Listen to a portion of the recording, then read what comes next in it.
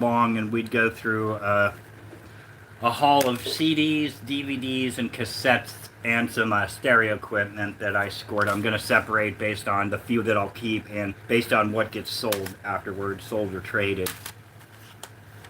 I'm just going to go through it just randomly. So first, got a Genesis album, Peter Gabriel, Phil Collins, We Can't Dance, which I'm slightly familiar with, but not super familiar with. I know everybody knows Phil Collins because of the Disney and Pixar soundtracks, and Peter Gabriel did the song Shock the Monkey, which was later recorded by Coal Chamber, amongst others. Philadelphia soundtrack has Peter Gabriel, Bruce Springsteen, Sade. Not a bad soundtrack, but I don't think I'd go out of my way to buy it. The stuff I'm filing away now will be sold or traded later. Got some Linda Ronstadt. Hey, Sleepy, my day's going, dude. Good to see you. How are you doing? Got some Natalie Cole, of course, Nat King Cole's daughter. Pretty Woman soundtrack, which notable, it has Red Hot Chili Peppers on it. They had a hit off the soundtrack. David Bowie, Go West, Roy Orbison. Again, not one I'd go out of my way to buy, but somewhere out there there's a Pretty Woman fanatic that needs that for a collection. Mary Chapin Carpenter, not a real notable singer-songwriter, but I really dig her. I remember her in the 90s with the hit I Feel Lucky, which was just a novelty 1990s country hit, and I am big on 1990s country, as a lot of you know.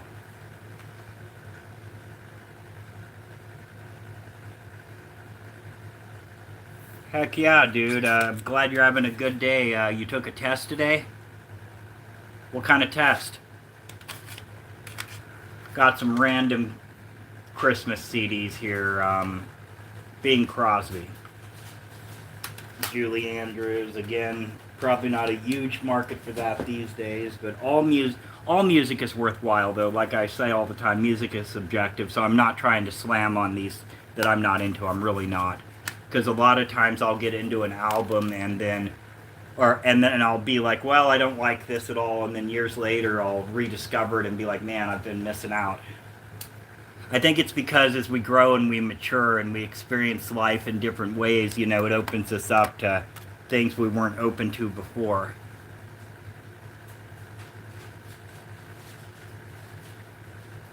Oh, right on, like a midterms type thing. What are you going to school for, if you don't mind me asking? Suzanne Vega, which was a 90s alternative artist. Fleetwood Mac, greatest hits. My wife is a huge fan of Fleetwood Mac, mainly Stevie Nicks. I like the song Landslide, and I like the song the album Rumors, because some of the guitar overdubs are amazing. Like, way more amazing than I thought they would be when I first gave it a listen.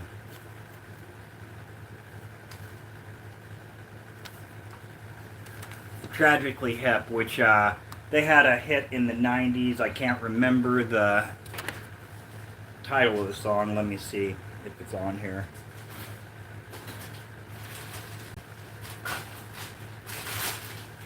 No, it's not on this one.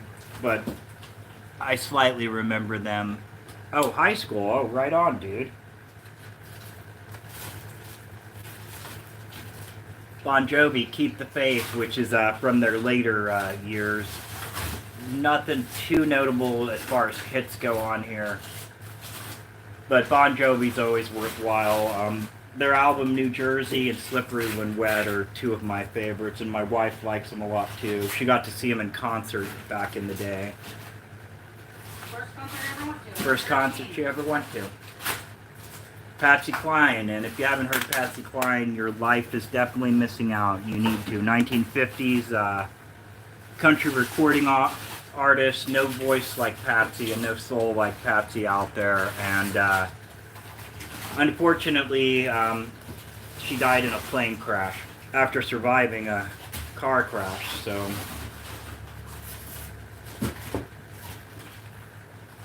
Anyway, very notable. I suggest you check her out. One of her big hits, Crazy, was actually written by Willie Nelson.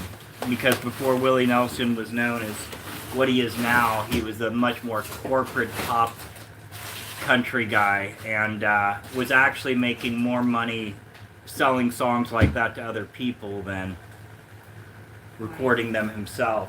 My Aunt Laura's record, she sings Patsy Cline. I will. My wife has an aunt. She's passed away, unfortunately. I never got to meet her, but she was a recording artist.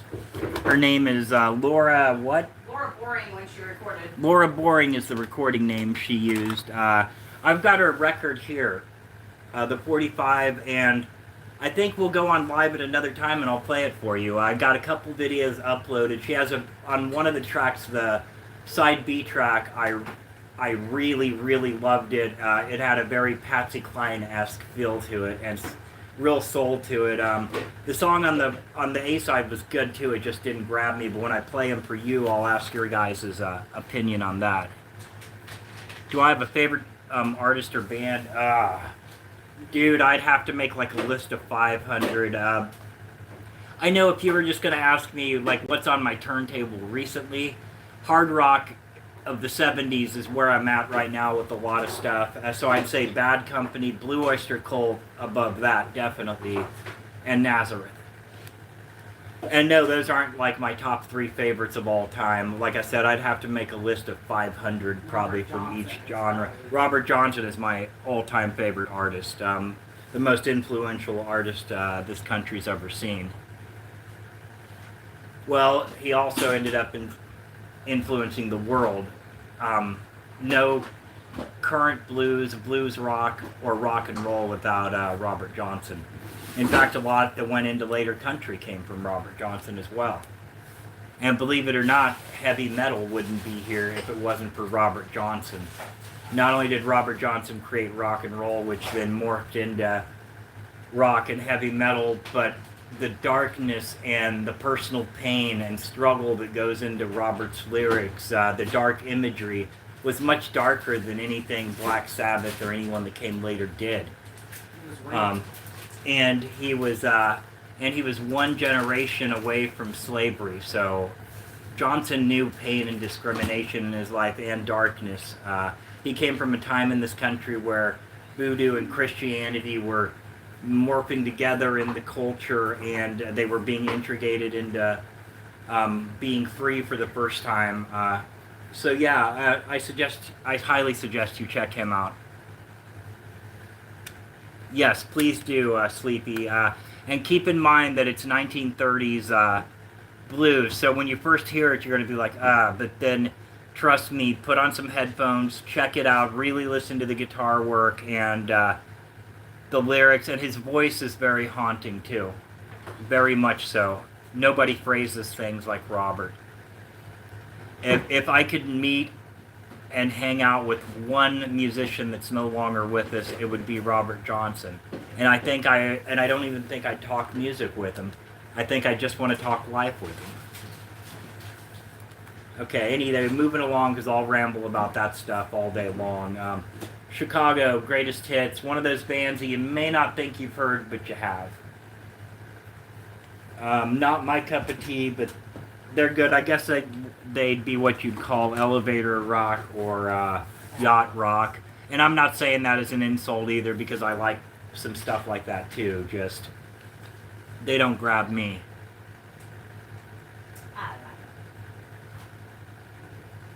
Right on, dude. Yeah, man, if you're a hip music listener and you just love music, then you'll love Robert Johnson. Yeah, you will. And please, and if you stream the complete recordings, it's everything he ever recorded. He recorded twice in his life, a year apart, actually. and recorded the same songs, just alternate takes, and played them just slightly different because Robert never played the same thing twice, if you know what I mean. He never played anything the same. Most of these blues artists never did. They were self-taught, and and a lot of these songs also got passed down from one to another, so there's a lot of controversy to where a lot of the songs came from. Here's one of my favorite obsessions. This one's a keeper, of course. My wife just saw him live too, and she's a huge fan. Bob Dylan. Blonde on Blonde. This is a great album. Has Rainy Day Women on it. Visions of Johanna. Both great songs. Fourth Time Around. Like I said, it's got a few notable songs on it. And Bob Dylan, I've absorbed probably everything he's recorded, including a ton of bootlegs.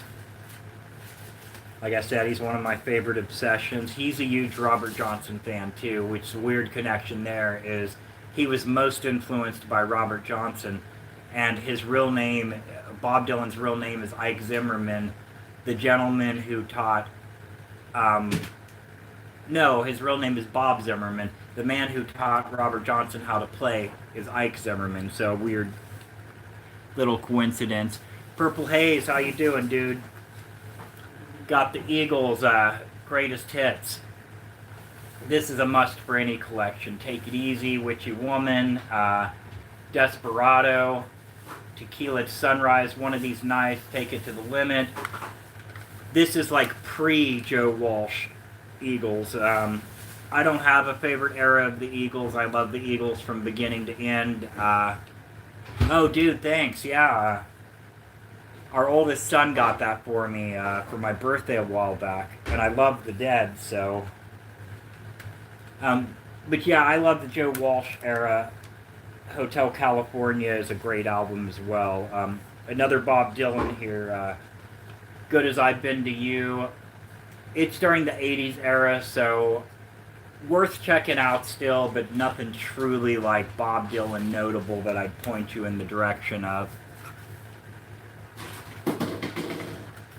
Joan Baez, if you haven't heard her, she's a heck of a songwriter, acoustic folk.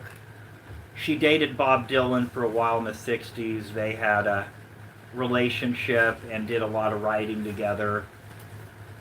Anyway, I'd suggest her if you're into that. She's kind of an acquired taste, but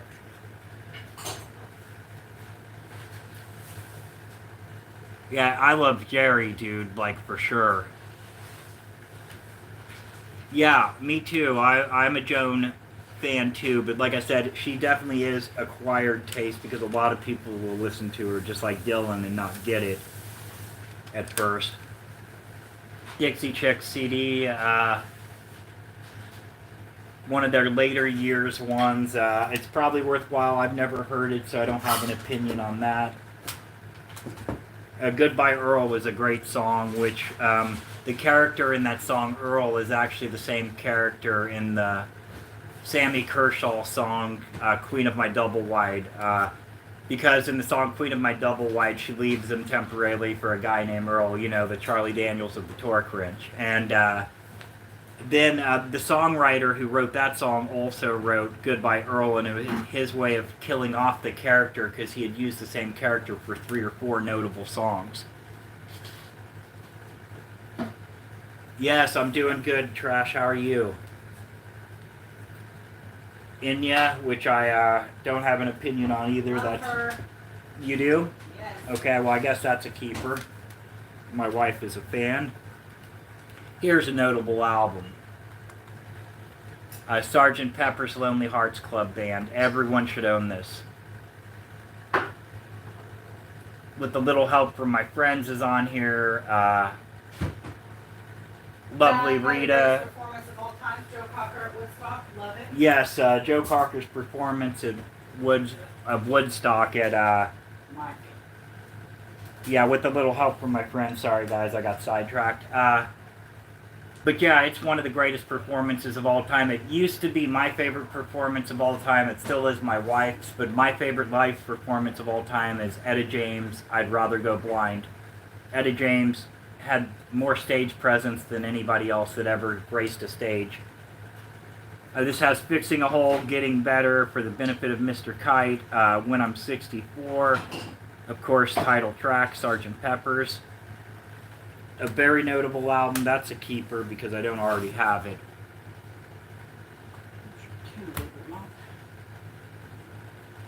Yes, that was in earlier. Lester Crowley and what group of people? He was kind of connected to the Beatles and some of them. Jimmy Page from Zeppelin, of course. Son House, complete 1965 recordings. Father of the Delta Blues, very notable. Death Letter Blues, Pearl Line Blues. He actually knew Robert Johnson very well.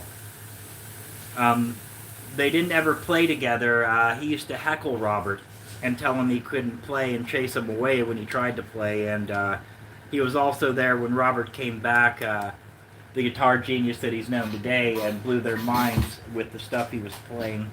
So he's a first-person testament of the magic of Robert Johnson. Yeah, they say you got good taste. Opposed to the Enya thing. Oh yeah, Enya's great. Oh, dude, if you buy a Doors album, dude, I highly suggest Waiting for the Sun is a good mixture of their later blues stuff and the psychedelic period. So is Morrison Hotel is a frickin' fantastic album. All of their albums are fantastic. The ones I'd steer you against buying for the first time would be The Soft Parade, and it's got a soft spot with me. I personally love the album, but a lot of people do not. There's some orchestra in it. It's a real departure, kind of a Beatles-esque departure as far as backing orchestra and stuff goes. And I think Jim was at home there. And I think even Robbie Krieger and John Dinsmore were, but the fans were not. Definitely. But yeah, Waiting for the Sun, Morrison Hotel. My personal favorite of the moment is L.A. Woman, their last album. Bad Company. Shooting Star. That's not what this one. This is 10 Greatest Hits. Shooting Stars on here. Feel Like Making Love. Rock and Roll Fantasy. Ready for Love. Man, that's a good collection of songs. I just sang all those in my head. Yeah, so did I. That one stays. I'm a huge Bad Company fan. Their album, Straight Shooter. Great album. Dang right. Freak Out. Dude, I love that song, The Soft Parade itself. And honestly, like I said, I dig the album. I really do. It's loungy, it's a real departure, it's funky, and I think Robbie Krieger and John Dinsmore were very happy in that groove. They were very jazzy guys and blues guys, and Jim had a real penchant and a love for lounge singers and things like that. And of course, blues was his true love, but yeah, I think they were more at home there than they were on a lot of their albums. A lot of their albums I felt like they were trying too hard. And I'm a huge Doors fan. Like I said, my personal favorite is L.A. Woman at the moment. Garth Brooks, Rope in the Wind. I'm a huge Garth Brooks fan. I was trying to see what's on here. These glasses aren't helping me much. You want a different pair? Papa Loved Mama. That's a notable song. I'm a huge Garth Brooks fan. I just dig the dude. I think he's a heck of a performer. I think he's a heck of a singer, and he's a quirky, strange, little deranged guy, and in real life, and I like him. Like, he's artistically very strange. He had not an alter ego. I hate that word, alter ego, because it's not like he cosplayed the guy or anything. But he did a concept album in which he played a different character, a rock star, a dead rock star named Chris Gaines, which was, of course, his fictional creative project. But it was very pop, soul, and rock, and I think it was a great album. I think it was a great concept. I just don't think the world was ready to hear Garth do that, and I wish he would have released it without people ever knowing it was him, and it would have went over a lot better. It probably would have had any hits, but it would have been a cult hit. Trade me, those aren't as strong. There you go. Studio and music nerds like me would have checked it out because I'm a studio nerd too. I like to listen to albums and listen to the production and the guitar tones and the recording techniques, and I'm an all-around nerd, so. Beach Boys Christmas, and I don't have to explain to you on why you should have that in your collection. Beach Boys were a wonderful band. Brian Wilson was a musical genius, and Dennis Wilson's solo album, Pacific Ocean Blue, is my favorite out of any of their solo stuff. And Dennis was not a real musician per se, and he was not a songwriter for sure, but that album recorded sporadically during the height of his addiction at different late night recording studios, and sometimes anybody that would push a record on a machine for him. But I like it. And Dennis, out of all the Beach Boys, I love Brian Wilson. He's a genius, definitely, but Dennis I always had a soft spot for. Reba McEntire, one of my favorite 80s and 90s country music artists. That one stays. Why Dennis? I don't know. I think I loved Dennis because of his rebelliousness and because of his, like, he was the surfer that the Beach Boys wanted to be. None of them were surfers. None of them were real Beach Boys. He was playing Dennis, out his life. yes, and Dennis was the influence behind a lot of Brian's songs, like "I Get Around" and things like that. They were all about Dennis and his parties and him hanging around all these girls, because Brian was never around girls and parties. Right, he was eating himself to death and having anxiety attacks. But yes, Dennis was the spirit of the Beach Boys, Right. and he was the rebelliousness, the rock and roll of the Beach Boys, if that's a good way of explaining it. Got a Randy Travis CD. No real notable songs as far as his hits go on here. I actually haven't heard any of these, but he stays because... Which ones are on that one? Here. He stays because I like Randy Travis, and so does my wife. Let's see. I don't have an exact reason why I like him, I just dig him. Huh. Me either. My mom loved him. Now this is exciting, and, ooh, 2-disc too. This definitely stays. I'm a huge Dr. John fan. Oh, yeah. A huge Dr. John fan. This is a 2-CD bootleg. Dr. John, Buffalo, New York, December of '91. A live bootleg of a concert, and I'm definitely going to be checking that out on the sound system later. Probably when I test this sound system that I got yesterday. Buddy Holly's greatest hits. I grew up with my father playing a lot of 50s rock. Without the music my father was into, I wouldn't be a music fanatic now. I would have never wanted to pick up an instrument or do anything with music. Buddy Holly was one that he played a lot throughout the house, and watched the movie about his life starring Gary Busey, which is an excellent film, a lot too. So I really had an appreciation for artists like Buddy Holly, Eddie Cochran, Richie Valens, Richie Haven too, but I discovered him later through Woodstock. But Richie Valens, Eddie Cochran, Buddy Holly, Elvis Presley. Oh man, too many to name. The Big Bopper. Oh, my dad had an album of his. The one song, Chantilly Lace, I'm familiar with, but the rest of it just never grabbed me.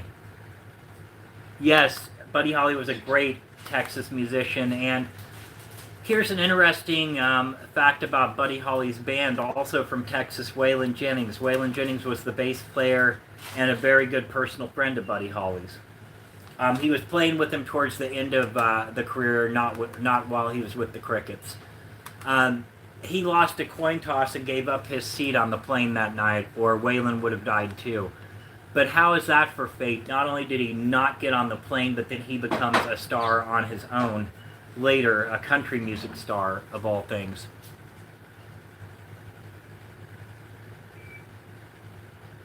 A tribute band to the Beach Boys. Dude, I would be there. I love tribute shows.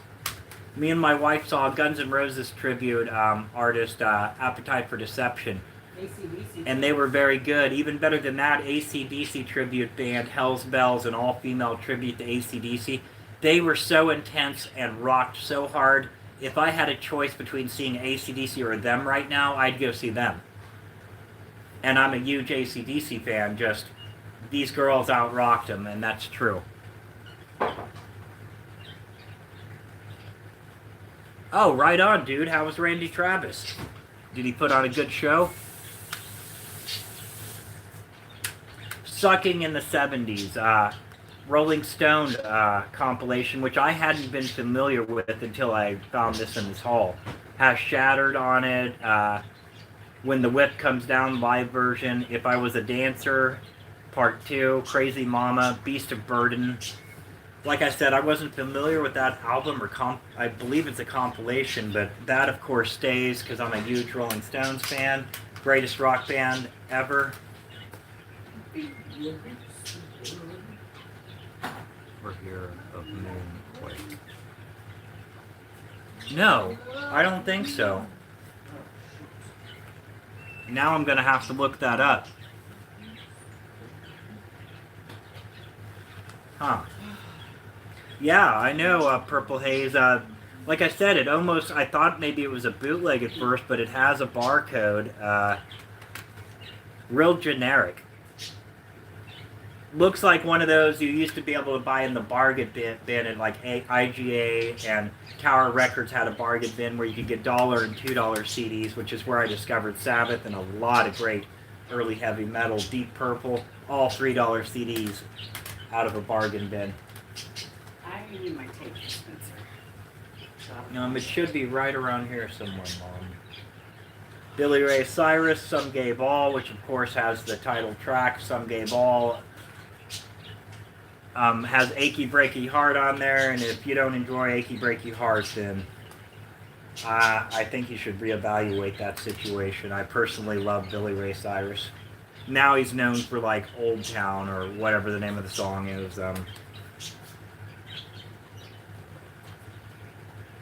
I'll check that out, dude, for real. Now you're naming stuff I'm not even familiar with, and I'm a music nerd. One of my personal favorite underappreciated albums, OMC, How Bizarre. This has great summer vibes to it, has great anytime vibes to it. First of all, the title track is off the hook cool. Look it up, the video to it's off the hook cool, but every song on this is great. I thought they were from India, and I say that, yes, based on because of how OMC looks, and not only that, but his accent. I thought he was, but he's not.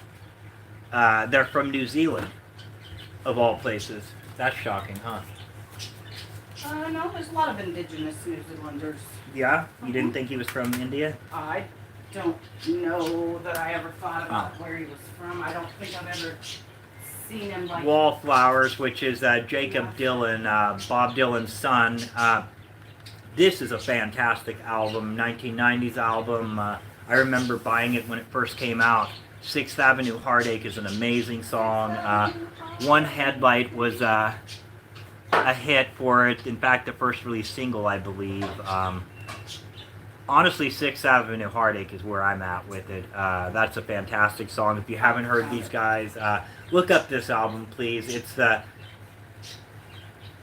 album that's more critically accepted. They did notable songs after that, but this is the album that I would suggest to you. Bringing Down the Horse, which is a great title. Jacob Dylan and the rest of the band are just as poetic as Bob. And I don't think they're trying to be. I honestly don't. They're not. There's no, I'm trying to be Bob Dylan's son to this. It's great stuff. I definitely suggest that. That's a keeper because I definitely needed it for my collection. The Whackers. Like I said, I've never heard them. That's an interesting name, though. Well, we were talking about earlier, Fleetwood Mac Rumors, which has The Chain on it. That's a good song. Never Going Back Again, Go Your Own Way, Songbird, Gold Dust Woman. Like I said, I'm not a huge Fleetwood Mac fan. I'm really not, but I appreciate the guitar work on this. And And as far as the engineering goes and the production, the guitar overdubs on a couple of these songs are phenomenal. One of my personal favorites, Dire Straits, "Money for Nothing." I'm a huge Dire Straits fan. Sultans of Swing is my personal favorite. "Money for Nothing," it has grown on me. At first I didn't like it because I was like, I don't want to listen to that. It's their most poppy and radio friendly, but no, it's a great song, and the sarcasm in it, because the song is pointing out the sarcasm of average working class and, for lack of a better word, redneck people that, you know, have bad things to say about entertainers and think that it's easy to be an entertainer, on and on. So look from the other side of the fence. But anyway, I suggest that. Yeah, my wife likes Stevie Nicks too. I don't think she thinks that she's hot though, but she likes it.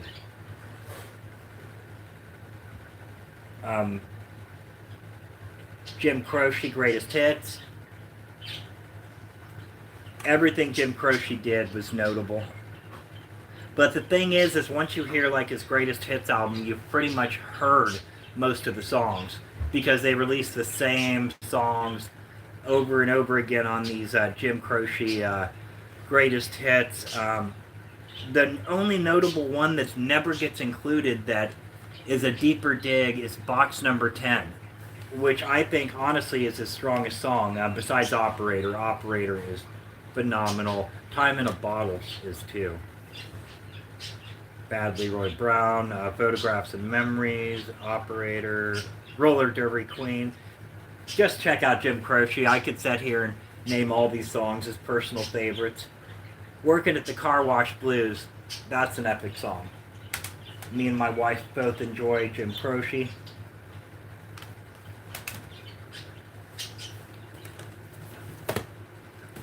My wife loves music too. She's just not a complete nerd about it like I am. Here we go. This is a keeper. I don't even know why that's got a price tag on it. I just recently got added a CD player to our setup, so for a long time we weren't collecting CDs. Otis Redding, Live in Europe. These Arms of Mine, dude, that song is amazing. I've Been Loving You Too Long, that's an amazing song too. His version of Satisfaction and Day Tripper, Try a Little Tenderness. Otis Redding is one of my all-time favorites, such a soulful guy. There's footage of him and Janice doing Piece of My Heart together at a small skating rink or bingo hall or something, I want to say. It's just a smaller building than you were used to seeing them in, and it's great footage. I believe it was featured in the documentary film, footage collection film more like it, just simply titled Janice, I want to say. And if my memory's not serving me correct and you know that it was actually a big venue or something, please remind me, because our minds and our brains don't always remember things the way they were. Sometimes we intermix memories. Sometimes we even put things that we want to be there. You know what I mean?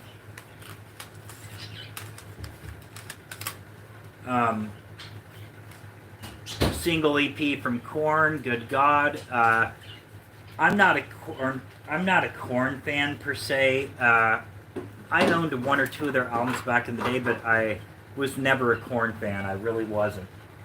Pound it. Oh, right on, Mama. Anyway, that one will be going to the flea market as well. I'm surprised that hasn't sold yet. Another Mary Chapin Carpenter. This has I Feel Lucky on it. Yeah, like I said, Mary Chapin Carpenter, I can't tell you to go out of your way to listen to her, but she's very talented. I suggest it. Can I have those tags? Dude, great to see you, Purple Haze, and you have a killer day, and I'll see you super soon, bro. Sorry, that's my niece. That tag, those tags. Yeah. There you go, Mom. Alright, guys, sorry about that. My niece has been trying to get a hold of me all morning. I'm going to have to... I'll tell her. Yeah, tell her I'm on live and I'll call her back. I've been putting her off for an hour now. Okay, guys. Purple Haze, like I said, if you're still there, I'll see you super soon, dude. Head PE, which I believe featured Tommy Lee on drums. I'm not a fan. If you're into heavier 2000 era stuff like that, that mixed rap with electronic and with metal and stuff, then you should probably check that out. Honor, which is a Native American tribute of some kind. I should honestly keep that and check that out. I'm not familiar with it. Farron, not familiar with that. That'll go to the flea market. The Macarena, which I don't have room to keep everything, or I'd be keeping the Macarena too. Very notable from our generation. Oh, those are my wife's plants. What kind of plants are they, Mom? One's just a philodendron, one is an orchid. That one is a Swiss cheese pathos, or something like that. And then that's a philodendron, and then I have the one in the water jar is a angel wing something or other. Yeah, my wife has a lot of outside plants too, and a few more in here. The only thing I have is a bonsai tree. And it's not your typical bonsai tree. It's a bonsai pine tree, so it's a feral pine. Yeah, it's a feral pine. It's like that big, and it's got a great story behind it. I bought it off a customer whose mom had just passed away, and she had had it for 30 or 40 years. He had had it for a good 10 years after that. And then he sold it to me because the guy was unfortunately an alcoholic and needed money. So he sold it to me, not wanting to take care of it anymore, and he had dumped a bunch of nitrogen on it, and it was burnt, and it was about to die. And I think I gave him $20 for it, and we've had it, 5-6 years now? So it's between 40, 50, maybe mid-50s years old. And he passed away too, though. Yep, he passed away from a drug overdose, unfortunately, later, so... But that's the plant story. My wife does a lot of homesteading stuff on our channel, too, as far as... She does a lot of plants. She hasn't posted anything about them yet, but she raises chickens, she makes soap, she makes kombucha. She's got a great personality, a lot more likable than me. Whatever. Dashboard Confessional, which is like... I don't know why I compare them to Social Distortion. I don't, because they don't sound anything like them, but I feel like they're like the jock version of Social Distortion, and some of their sounds on like Somewhere Between Heaven and Hell. I know that's a strange comparison, and I don't even know why I'm making that comparison, but that's how I've always felt about it. Again, not my thing there, but if you're into them, old big band, and a political comedy, Lord of the Fries.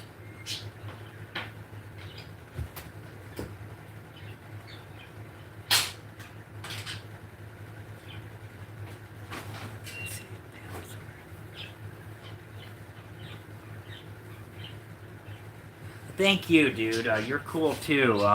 Dude, we can go on to any subject you want. Like, I do that a lot in real life. I start on one thing and we'll end up somewhere else. Be careful. And sometimes, and I get lost in where the heck I'm at a lot of times too. There's those ones. Those are better. I'm sure you've noticed that. Like, I will completely get off subject. And sometimes when I'm playing ukulele on here, I'll lose what I'm doing halfway through a song and be like, well, guys, we're going to have to come back to this one. That's why once I finally start actually busking in person and stuff, it'll be interesting. No, honestly, going live has taught me to really just go with it, and if I have to change songs midway through, I will. Just keep it going, you know. Bob Marley, legend, which I am not. I am not a huge Bob Marley fan, but like my wife just said, this is the good collection, and it's not that I've never been a Marley fan. I'm very well versed in his early stuff like Stir It Up and things like that, which he made before, a couple of albums he made before he came to America. But this is a really good collection. It's got Three Birds, Is This Love, Stir It Up, of course, One Love, People Get Ready, Waiting in Vain, Jamming, Exodus, I Shot the Sheriff, Buffalo Soldier, No Woman, No Cry, which is my personal favorite Bob Marley song. I'm not seeing Buffalo Soldier is what I'm looking for. Buffalo Soldier, right there. But I'm going to keep this, and I may just give it a spin later today. In fact, I think I will. Yeah, we should keep that one. I like that one. Yeah, I think I'll give it a spin later. Booker T and the MGs, Green Onions. This is the best of, but that's the song I'm familiar with. A great funk and rock band right there. That definitely stays. I'm already making a pile of what's going into CD player today. Best of the Beach Boys. Again, Brian Wilson and Dennis Wilson being my favorite. No, me either, dude. I'm all over the place. The Beach Boys, Surfing USA. Hold on, let me put my glasses on. Fun, Fun, Fun. The Warmth of the Sun, Louie Louie. Kiss Me Baby. In My Room. Little Deuce Coupe, Surfer Girl, Catch a Wave. For a greatest hits album, or the best of, I would have picked a better song lineup. John B's not even on there. No, this would not be the songs I'd pick for this, that's for sure. But I'm also not a record executive, and there's nothing wrong with these songs. But at the same time, they don't go well together either. They really don't. They don't flow. But that'll be kept anyway because I'm a huge Beach Boy fan. This will too. Fleetwood Mac, Greatest Hits. This is basically a bunch of stuff from the Stevie Nicks era. Not Christine McVie, which died last year, I believe. Ryan, or what? How's that pronounced, babe? What? Rian? Rihanna? Rihanna, yes, that's it. That's a great song. That's one of my personal favorites. Dreams. Dreams, I honestly... My favorite version of Dreams was done by Justin Townes Earl, like live, a really deadpan, not even a very good performance of his, but it's I really dig it. Rihanna? Yeah. But yes, Dreams, done by Justin Townes Earl. Look it up. Like I said, it's one of his worst performances, but I dig it for some reason. He was my second favorite artist of all time, right below Robert Johnson. Unfortunately, we were going to go see him in Portland when we saw that he was going to be playing there a few years ago, but we didn't have a babysitter. We just weren't financially and time-wise where we needed to be to go do it. And unfortunately, a month or so later, he passed away. But he was living in Portland at the time. He passed away in Tennessee, I want to say, though. Rhiannon. Rhiannon. What I was thinking. It's okay. Rhiannon. Well, we have finally decided it is Rhiannon. It's Rhiannon. I don't know why I was thinking Fleetwood that. Mac Because when you thing. said that, I was like, what? And then I was like, Rhiannon. Then I started singing. I'm like, wait, that's Rhiannon. The Dance. Garth Brooks, We Shall Be Free. Somewhere Other Than the Night. Mr. Right. Every Now and then, of course, the song The Dance. Garth Brooks, like I said, I'm a huge fan. And the thing that I was talking about earlier, his Chris Gaines thing, and the reason why I say he's a creative genius and a quirky, deranged little artist too, is when he did the Chris Gaines thing, he's a method actor. He got into the Chris Gaines character and actually went into a boardroom meeting dressed as Chris Gaines, using a Chris Gaines accent and refusing to acknowledge that he was anyone but Chris Gaines, and approached the meeting just like that. And when he plays Garth Brooks, Garth is not a rancher, Garth is not a cowboy, Garth is not a bull rider, Garth is like me, Garth is a Walmart cowboy. And so like I said, he's a character actor, he really is. He's a musician journeyman is what he is. But he's a wonderful performer. He's an interesting guy, creative genius. Like I said, I highly suggest you give him a chance if you haven't. And if you've already got your mind made up about him, I suggest you give him another shot. Just like I need to give a lot of other bands second shots later on that I haven't given a fair shot to. I did with Chris Isaac and ended up loving him. Yep. My wife got into Chris Isaac and she thought she hated him. I love Chris Isaac. She also didn't think she liked the Beatles. No. Well, I liked them. I just She just didn't- wasn't heavy I into wasn't them. like as much as I should have been. I didn't give them a good enough shot. Yeah, but now we're Beatles people. Ace of Base, greatest hits. I don't even need to tell you how cool this album is. Electronic dance music, pop, disco, tech for the 90s. Let's see, what's this got on it? All That She Wants, that's a great one. The Sign, of course, I guarantee you've heard The Sign. Beautiful Life, that's a good one. That's a keeper, of course. And yes, I know I throw a lot in the keeper pile. My wife says that all the time. But I also will trade or get rid of anything I need to. Kenny G, I've never given him a fair shot. He's good. Yeah? Do you want it? No. Okay. So you're not that big of a fan. Paula Abdul, Spellbound. I'm not a huge fan of Paula. I like Paula the person. I think she's interesting. I'm not saying she's a great person by any means, but she's interesting. Interesting thing about Paula Abdul, she actually lied about being in a plane crash. She disappeared from the spotlight, and I believe it had to do with addiction because, of course, it's been public that she has alcohol and I believe pill problems and things. I hope she gets help for him, and she's really a beautiful person, but she lied about, and I know I say she's a beautiful person, then I'm going to go expose her for lying, but it's not like any of us haven't ever lied or embellished and stuff, so give her a break, okay? And so anyway, she lied about being gone from the spotlight for years, said she was recovering from a deadly plane crash, and the thing is there was no plane crash during that time, like she explained, and she couldn't provide any insurance or medical records or anything. I don't understand her, unless she just didn't want to publicly acknowledge her addiction and stuff, and I understand that. You know, it's not always our business. It really isn't. These people entertain us, they make great albums and leave behind great pieces of art, but performances and TV appearances, I feel, have ruined it for us, and it's put their personal life on public display. I don't condone anyone's horrible behavior. I don't condone my own horrible behavior. But I also don't even want to know about their lives. I want to appreciate the art. I want to appreciate the work that they did. And I want to... Give us the tea. And yes, and I do want the tea on P. Diddy. But I try to separate the art from the artist, even though that's very hard to do at times. And it is, but I've kind of mastered it, and I just don't delve into their personal lives as much as I used to. But, and I get into that argument a lot with people because, like I said, I don't condone horrible behavior by anyone. But at the same time, am I going to cancel out their contribution to human art or their contribution to humanity? No, I'm not. And I'm no better than them, and neither are you or anyone else. And that's where I stand on it. And are they prone to more outlandish behavior? Sometimes, yeah, but how many of us haven't been put into certain situations? I used to drink all the time and do other things, and I was pretty outlandish and probably not a guy everybody wanted to be around at times, that's for sure.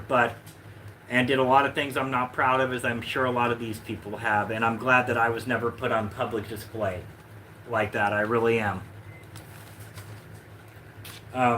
Rod Stewart, Downtown Train.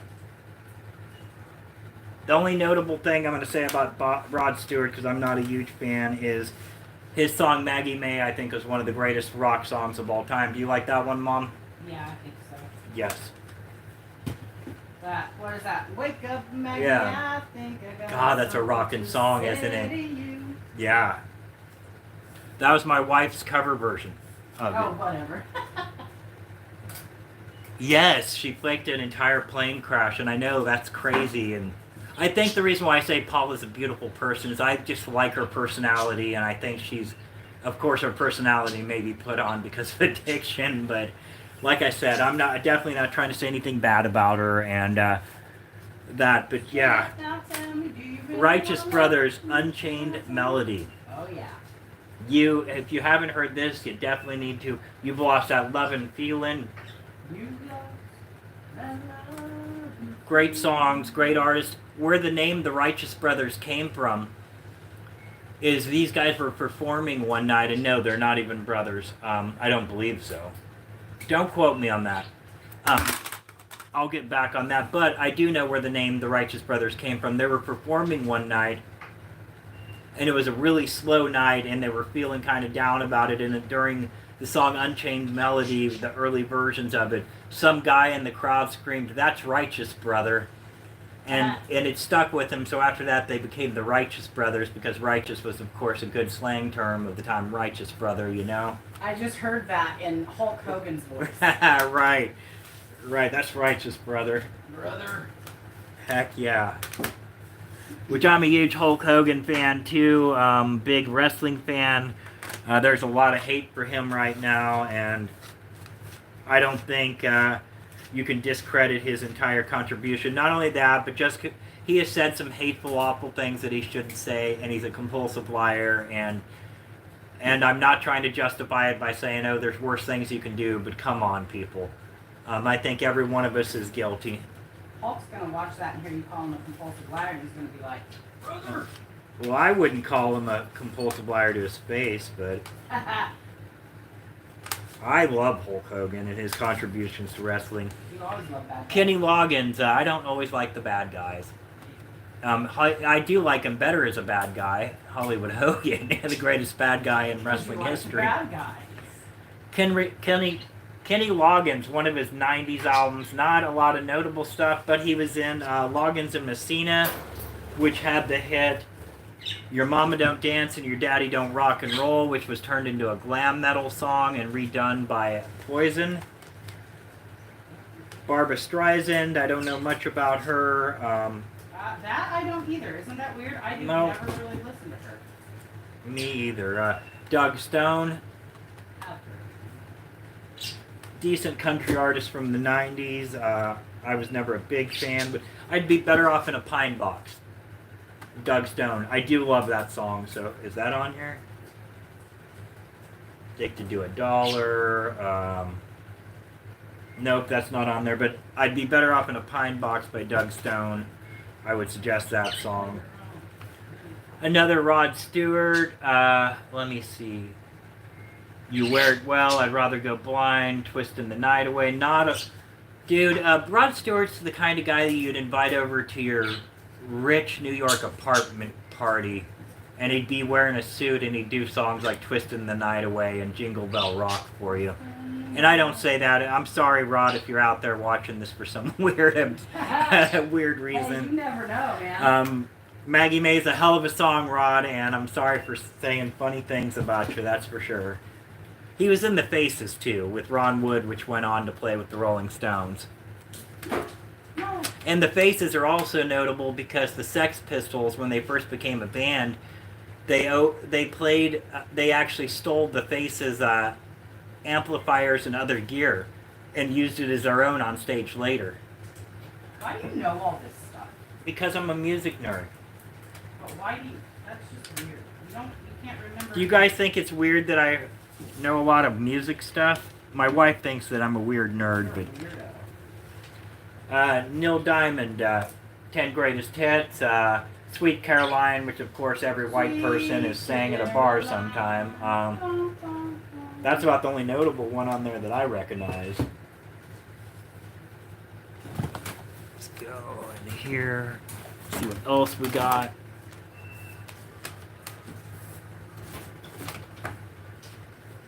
Let's see what we got here. Leon Redbone, a really cool avant-garde, and I don't say that in an artsy way. No, take that back. He has a very throwback sound that's very 1920s and 30s.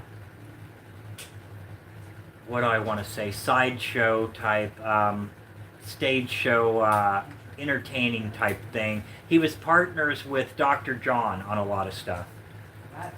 And Dr. John, of course, I love, the king of Louisiana blues, swamp blues.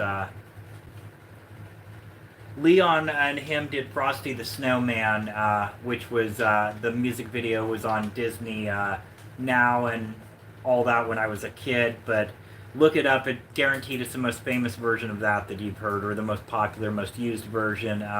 Those two together were genius, and both showmen. That's what they both. That's what drew them to each other. Sorry, I ducked because our bird just tried to dive bomb me. Yeah, I highly suggest Leon Redbone. I'm not keeping that because I don't listen to him that often. I appreciate what he does. I definitely highly suggest him to you, but I'm more of a Dr. John guy. Lyle Lovett, a heck of a Texas songwriter. A version of Lungs, which is a cover of a Townes Van Zandt song, is on there. Townes Van Zandt, if you haven't heard him, I highly suggest it. He's one of the most notable songwriters ever to walk the earth, but yet one of the most unknown, too. Listen to Flying Shoes first. Yes, listen to Flying Shoes, too. Actually, Lyle Lovett, speaking of which, performed Flying Shoes at Townes' funeral. Yes, there's another nerdy fact. Nerd. Yes, Townes' funeral, Guy Clark also played there. Guy Clark's my uncle's name. Really? Yeah. I'm a huge Guy Clark fan. They call him Dick. That's funny. No, really. Why do they call him Clark. Dick? I don't know. He went by Dick. Dick Clark, got it. His real Gotcha. name is Guy Clark, and he went.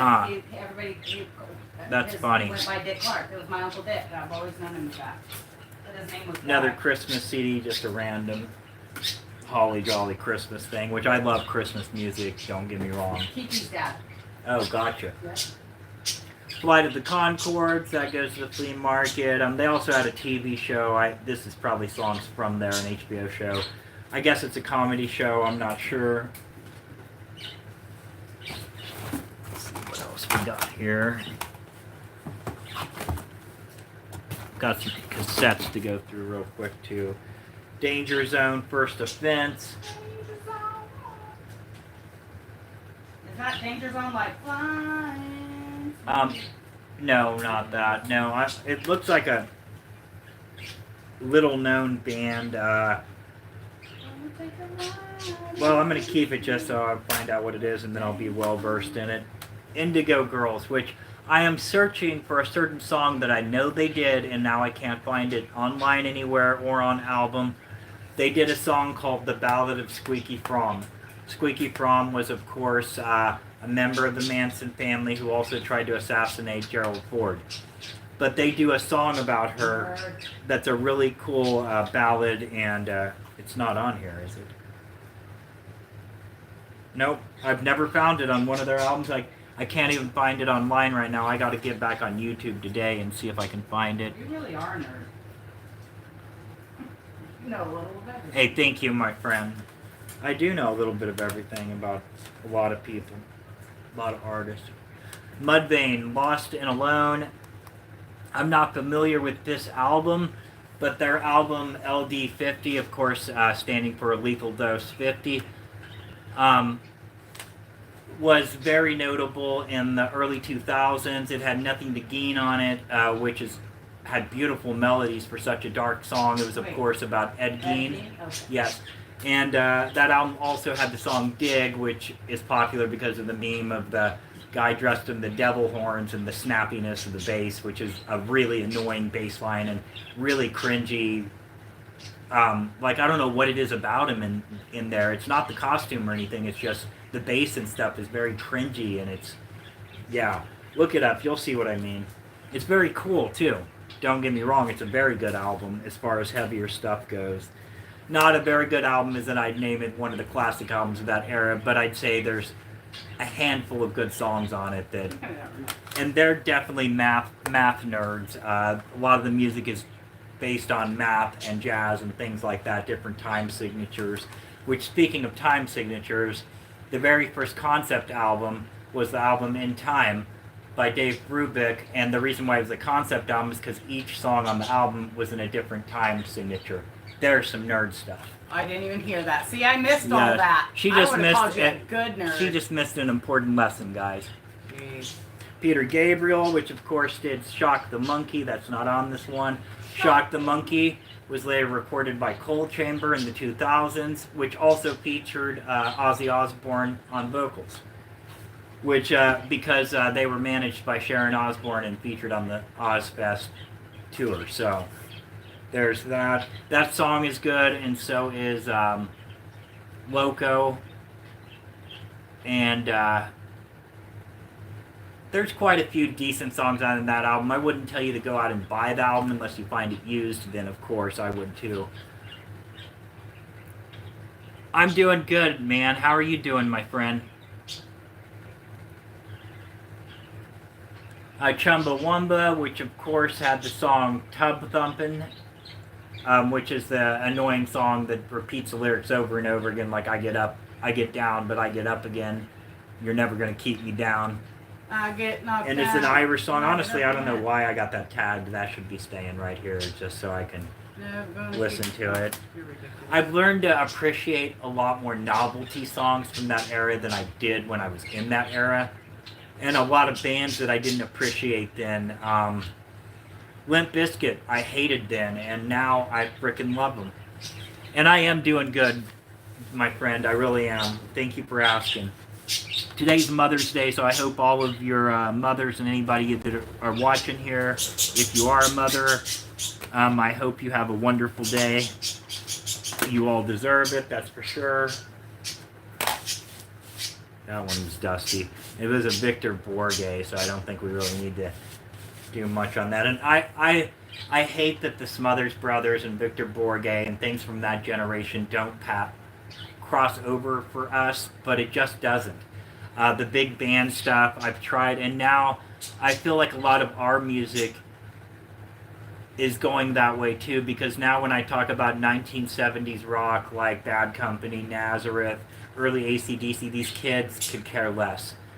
They not saying all of them. I know a lot of hip kids that buy records and are into older albums, but the majority of kids know AC/DC and Hendrix and stuff. They know just because, and Bob Marley just because of cool merchandising and T-shirts. But a lot of our music is going the same way, and I feel like the 1950s music has already died off that way because a lot of people from even our generation don't appreciate that. I grew up with it and I absorbed so much of it. I still listen to it, still to this day. In fact, well, that's what I should be showing you guys. What? The Malt collection. Oh, that's so cool. This is the greatest collection of 50s rock songs I've ever found.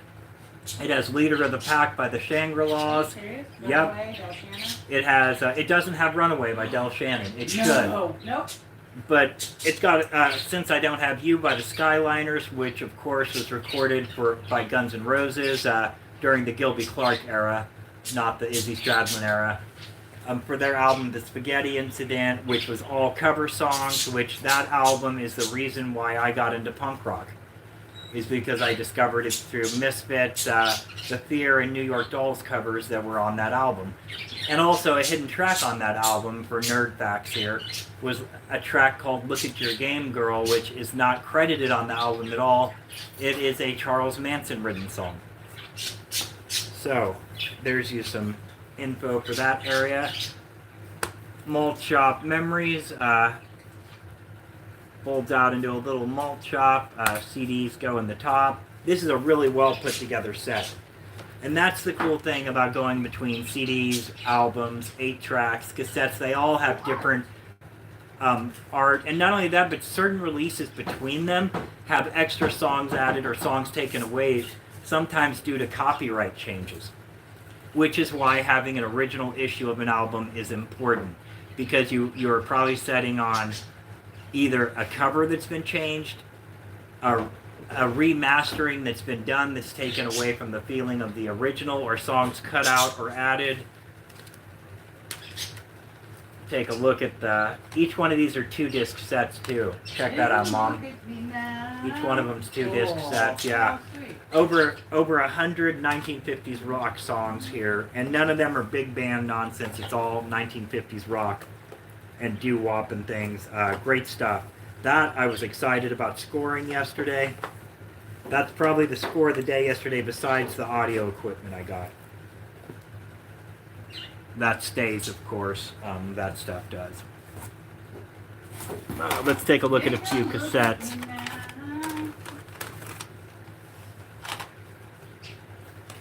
Rope in the Wind, Garth Brooks. again, like I said, I'm a huge Garth Brooks fan. Cassettes, I have a tape player, a vintage Pioneer, but I'm not trying to collect tapes right now because I've got enough collections going on and not enough room for what I got. Blues Brothers release, briefcase full of blues. Dan Aykroyd and John Belushi. And I think what a lot of people don't realize is these two did their own vocals and stuff. They were real performers. John Belushi, of course, died from a heroin overdose. Unfortunately, he had a lot of addiction issues and a lot of sudden fame. Notable thing about John Belushi, he is the reason why the punk band The Fear got onto Saturday Night Live. And Saturday Night Live is way more huge than The Fear should have ever reached in their career. And I'm a huge Fear fan, by the way. But they were not very notable. They're only notable still to us nerd punk fans. But he got them on Saturday Night Live with kind of a little mosh pit going on and everything, like real punks put into the crowd. So very notable. If you haven't seen that footage, I definitely suggest you go take a look at it. A couple Reba McEntire tapes here. You didn't call me to tell me Happy Mother's Day. That'll go. That'll go up to the flea market or to the next flea market. I'm a huge Reba fan, but again, I have a couple of her records, so. What do you need to get? The Night the Lights Went Out in Georgia is my personal favorite of hers, which was originally recorded by Vicky Carr and written by Vicky Carr. And she also had a hit with Fancy, which was written by Bobby Joe Gentry. So I urge you to check out the originals as well as the Reba versions. Let me know what kind of stuff they want, and then I'll see what I can do. Maybe Go. Another do a pickup order at Walmart. Reba release. Or I can put the order on mine, and then I'll give you guys the number to pick up and do that really quick. All right. Yeah, just fine. I've never done one, so I'll have to figure out how to do it. But I have an account set up. Journey, based on the radio, which I've never, Let me know, then I'll make the order. which I've never heard that album. Sorry, I got lost. Sorry, I forgot you were like. It's okay. Al Green. Hey. This is a 1970s era cassette release. Very, very cool. Al Green, of course, went on to do gospel only during his 70s period. He became a reverend actually for a while. He is a genius songwriter and performer. Watching him perform and create in a documentary I watched lately is some of the most intimate and genius footage I've ever seen in my life. His song "Let's Stay Together" is actually me and my wife's wedding song. It's a beautiful song. I urge you to go check it out. And our anniversary is July 13th.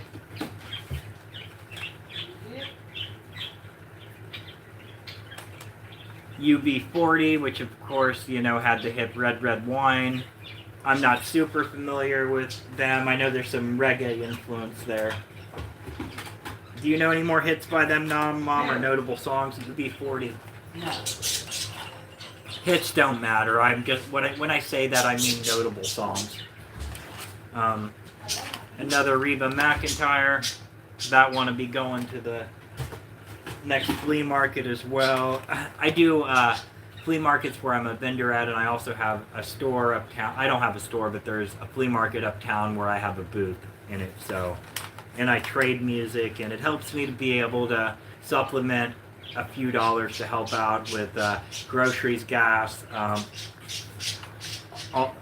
have a lot of issues, and I'm awaiting total knee surgery, so I don't really have an income outside of flipping music. So, and I've been hustling music 10 years now, so including when we ran our own store, I turned it into half of it was a record store.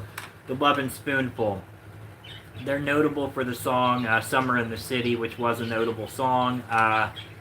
had John Sebastian in the group, which also went on to write Welcome Back, which was the theme song to Welcome Back, Kotter, which was John Travolta's very first show. It was a TV series before he did any movies. He might have done Boy in the Plastic Bubble by then, but I don't think so. But anyway, John Sebastian also performed at Woodstock, one of the more memorable performances there, as far as I'm concerned. He did it to a very intimate crowd on the ground there as well, and on stage. So I urge you to check out those. Keep on Rockin', which is a compilation. Let's see if there's anything notable on it. Spirit in the Sky.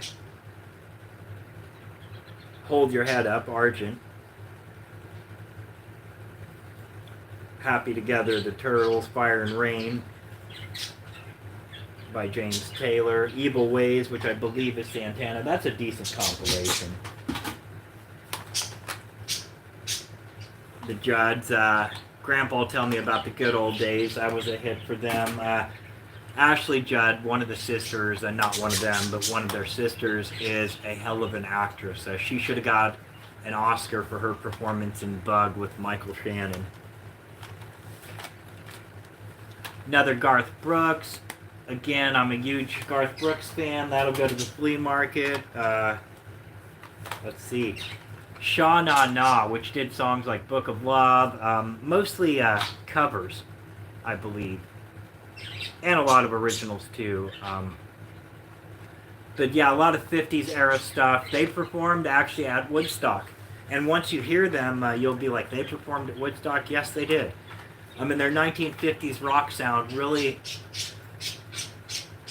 it didn't quite fit in. It didn't, and I think a lot of the problem is they had them on during the daytime. I think they should have done a night showing with them, and yeah, I think things just could have been done differently for them, and it would have been a lot better. I'm a huge Sha Na Na fan. They also had a TV series in the 70s or 80s. I believe the 70s. Richard Marx and Chicago 17. Richard Marx. I don't even know any Richard Marx songs, so I'm going to have to stay out of that one. So those that go to the market, that's for sure. One of my all-time favorite bands, groups, the Coasters, wonderful. Charlie Brown, Searchin', which was featured on Cheech and Chong's Up in Smoke movie. Love Potion number 9, which they're not the original artist behind that. Little Egypt, Youngblood, Along Came Jones, Yakety Yak, which is probably their most notable song, Poison Ivy. Man, what a group. I had better keep that one too. Sawyer Brown, which is one of my favorite 90s era groups. They were one of those 90s eras country bands that had a rock and roll sound to them. More of a 50s rock and roll throw in to that. But Sawyer Brown, very notable during the 90s country scene. Another Reba McEntire release. One of my least favorite things, and one of my favorite things, I guess, is the fact that Nashville releases, like, they'll release hundreds of albums for one artist, and it's just interchanging songs from one album to the next, which I guess lends to being able to collect some notable releases, and some unreleased songs are usually thrown on them, and cover songs. But then they'll do albums like Reba sings Merle Haggard, or Merle Haggard sings Waylon Jennings, or Johnny Cash sings David Allan Coe, and a lot of those aren't even real titles, but you get what I'm saying. And it's it is also how Nashville carries song tradition on, and that way everybody can make money off one song, which is a good thing too, because Walk the Line, or let's do another one. Folsom Prison Blues have been recorded by so many people. Johnny Cash made money off it every time it was re-recorded, so did the artist that was redoing it. So yeah, that's very cool too, and it keeps the tradition of country and folk by handing down songs through generations and groups of people. Olivia Newton-John, which died a few years ago, that's going to the flea market. It's nothing I'll listen to, of course, but Pam Tillis, which did the song Maybe It Was Memphis, and Queen of Denial. Another 90s country artist, she'll go up there. Some Sony hi-fi tapes. How many minutes are these? 90 minutes. Those are kind of hard to come by anymore. You can find them at the thrift store and stuff still, and certain yard sales.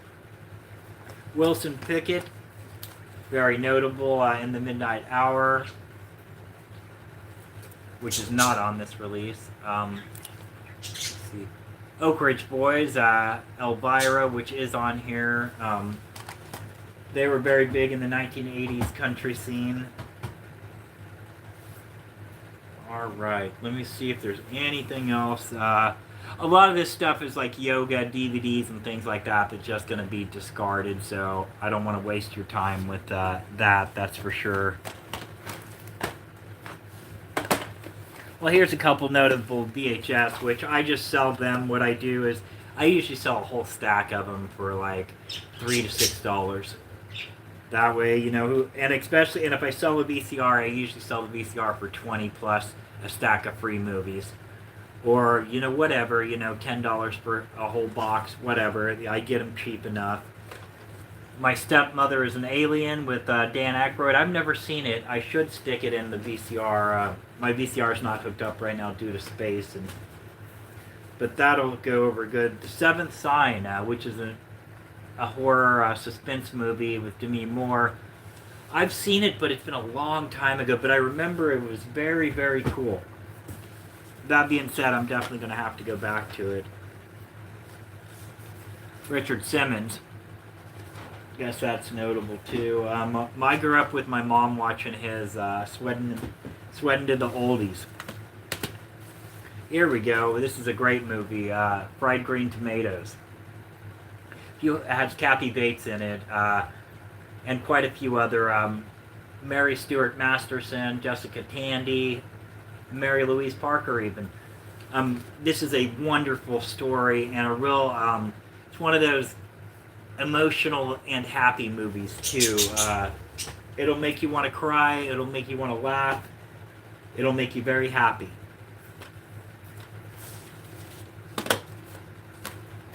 There's some yoga stuff. Here we go, Johnny Depp and Ringo, which of course is a kids movie or animated CGI, whatever you call that. I've already got that put to the side, a copy of that for the grandkids. So I Still Believe in You and Under the Tucson Sun. I'm not familiar with either one of those. They'll be going. Inspired by a true story.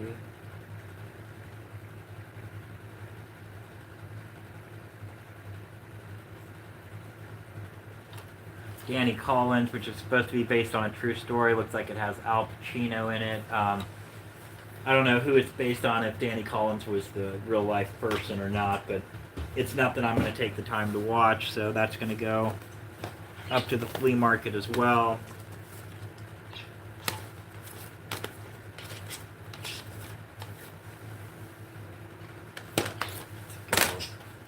Laura Croft Tomb Raider. Angelina Jolie. Of course, she was married to Billy Bob Thornton. Okay.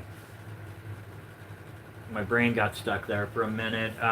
This is based on, of course, the video game. I've never seen it. I usually don't go for movies like that. Once in a while, I'll watch like one of the Marvel movies or something based on a comic, but very rarely will I watch a video game movie. I saw the Double Dragon movie, though, and I've seen the Super Mario Brothers movie, and honestly, I was disappointed with both those. Strawberry Shortcake, Princess movie. That'll probably go to sell. Runaway Romance, which is a comedy, a romantic comedy. I haven't seen it yet. That'll go. Like I said, nothing I'd probably take the time to watch. Alright guys, I hate to do this to you, but I'm going to get off here and call my niece back and make sure she didn't need anything important, and so she doesn't think I'm ignoring her on Mother's Day. And I better go ahead and call my own mom again too and tell her again Happy Mother's Day. Happy Mother's Day to all of you that might be out there that are mothers, or make sure you tell your own mom Happy Mother's Day. If you didn't have a good mom, then please find a woman in your life that has been a good influence and good for you, and thank them. And husbands and boyfriends and all that, and uncles and aunts, you look at the woman next to you and you tell them Happy Mother's Day, because they all deserve to hear it. So please take care of yourselves. Please take care of each other, guys. There's not enough kindness in the world. And I'll see you later, guys. Thank you.